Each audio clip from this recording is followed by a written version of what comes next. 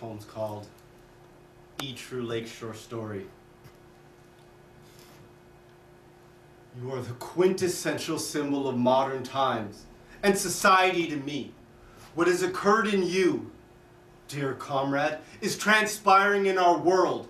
I saw you, hunched over, strung out, sitting temporarily defeated on that curb in front of the laundromat, staring off into the ether with that unseeing 10,000-yard stare that I myself know well in the early Toronto afternoon. Your glassy eyes all teary, your glassy eyes that are heartbreakingly blue, that have somehow managed to maintain the childlike innocence that the rest of your being visibly could not.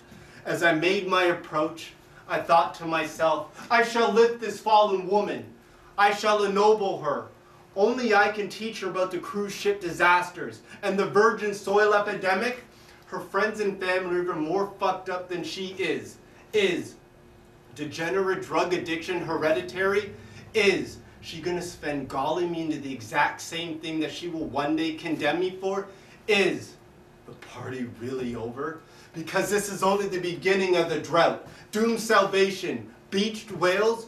Her overwhelming presence will eclipse everything else except poetry from my distracted view.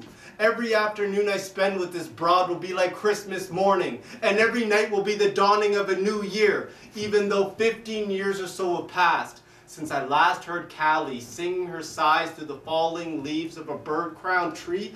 15 years or so since she and me have saw each other last. I can't ignore her. I shall restore her beyond her prior magnificence. With the raised arms of the caryatid, I will elevate her past her former glory.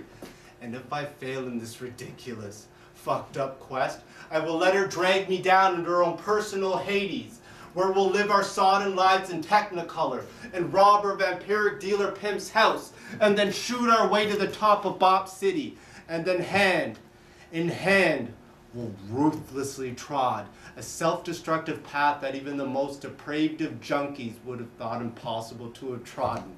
How poetic, how triumphant, how gnarly, chaotic, frightening. And like the Twilight Zone would all of that be? I will be the decaying victim of a mafia hit, and she will be the hitman's Cadillac trunk. For some reason I pictured you and me stranded on that slow boat to China, lost at sea.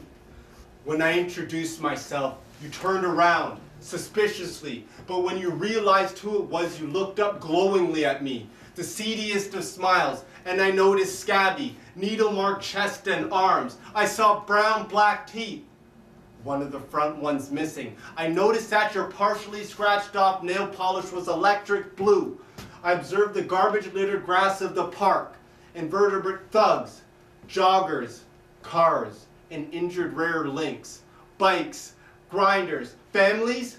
The outside air reeked of a dolphin stampede. I recognized, I noticed like I did when I was an untarnished kid, the innumerable shapes of the Cerberus clouds in the splintered coffin of that reprehensible sky, pathetically out of shock, dear comrade. I could hardly look you in the eye. I was too spooked.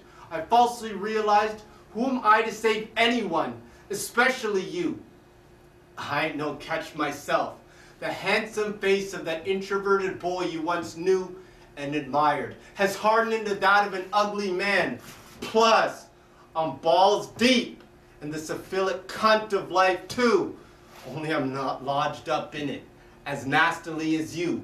I don't drive or own a car. I can't take you to the drive-in or lover's lane. Although if you're fixed up just a little bit, I definitely want to.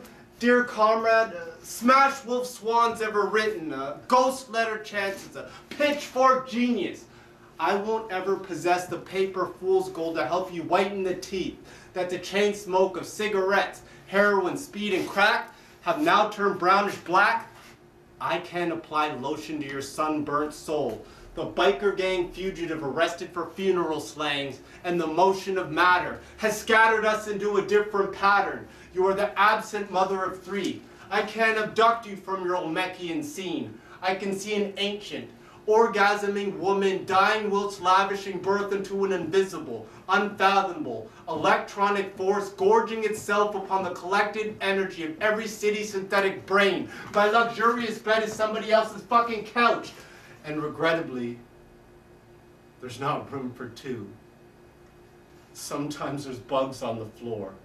A while ago, after I renounced dealing the goods, I took a vow of voluntary poverty. I'm not interested in money. I just want to be wonderful. Marilyn Monroe once said something like that, dear comrade, and now I'm sharing it with you. Although I have only the slightest idea why. There were 2 million things I could have done with you, but shamefully, out of my former cowardice, I did not one.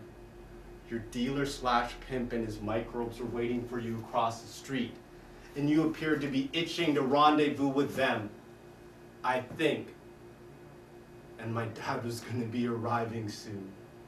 So I let you go, whistling autumn leaves and mine hair. Last I heard, one of your Johns smashed a glass bottle in your once stunning face.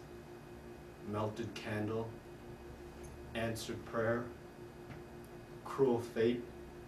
Before we parted ways, you unspokenly said the following words that will always haunt me. You telepathically hissed them at me as if you were a dragon. You hissed the following haunting words at me as if you were the Lady Pendragon in the Diary of a Drug Fiend by Aleister Crowley. You hissed, if our short lives are only supposed to be a dream, Stedman, I wish someone would wake me up. If my life is supposed to be a vicious, sweet, snuff film being screened in some divine theater in which the only Warholian star is me, then tell the indifferent powers that be